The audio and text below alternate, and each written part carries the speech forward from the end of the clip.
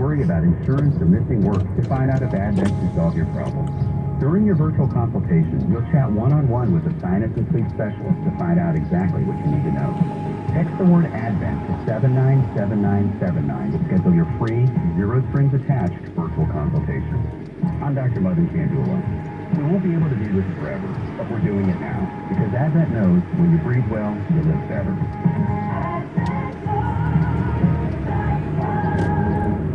You're listening to WTMJ 722 Scott Wars, WTMJ.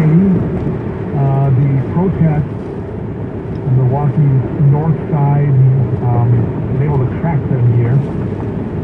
Gosh, Google Maps is best.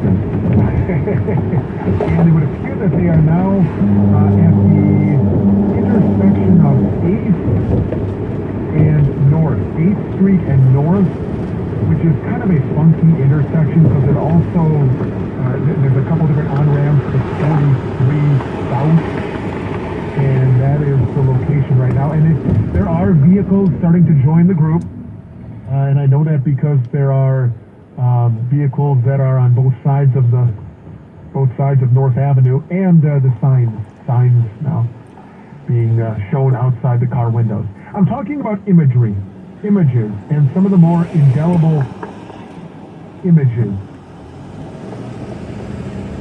that have been left on you in 72 hours. Go back to Friday night. Friday night really is when it heated up around here and in many, many other cities. I'll share a couple of mine, but first, let's ask that question of Jim. Jim is in Indianapolis. Good evening, Jim. Hi, how are you? I'm okay. Your image to this point, Jim. I'm driving through downtown Indianapolis as we speak, and about an hour and a half ago I went to Louisville, Kentucky, and over both cities there were military helicopters hovering over the city, and it just gave me, it actually, as I'm speaking, it's giving me goosebumps. That's something that I don't, after Trump's speech today and that, it just kind of creeps me out.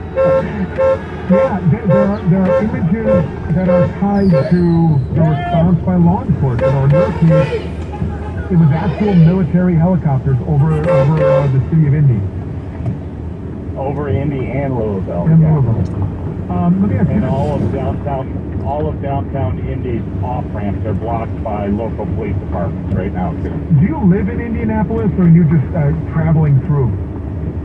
I live in Thiensville. I drive for a living. So, since the pandemic broke, I've got over 30,000 miles on March. Well, so, I've seen it all. Yeah. No, I'm curious.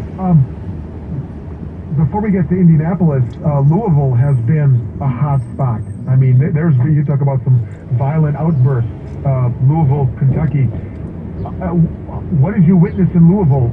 Were you in there? Were you around some of the demonstrations when you were making the run? I have not, and I was where was I last night? I was in Cincinnati last night, and then Nashville this morning, and then on my way back. And but in Louisville, when I drove through Louisville, on the south side of Louisville, there is the Kentucky Exposition Center, and you could see National Guard troops stationing themselves there, getting ready for things, I think. And then as I got closer, I saw the helicopters flying over. So I personally have not seen any demonstrations because I literally live in my truck 21 days a month. I purposely stay outside of the big cities, sure, just to keep myself safe, So, but over the last several days, it's been interesting traveling, and I actually am going to pull over here in about another half hour because I honestly don't want to be on the roads after 8 o'clock at night. Thanks for the call, Jim, and thanks for what you're doing and have been doing over the last several months. Stay safe on your journeys back towards, at some point, Thiensville, Wisconsin. Yeah, imagine that, looking up and seeing the image of military helicopters overhead. The text line talking about image, and if you have an image that to this point has been left in your mind, 855-616-1620. from military helicopters overhead to the actual video. 262 Texas says, as for image, the image being that no one did anything to help, but had bothered to take video.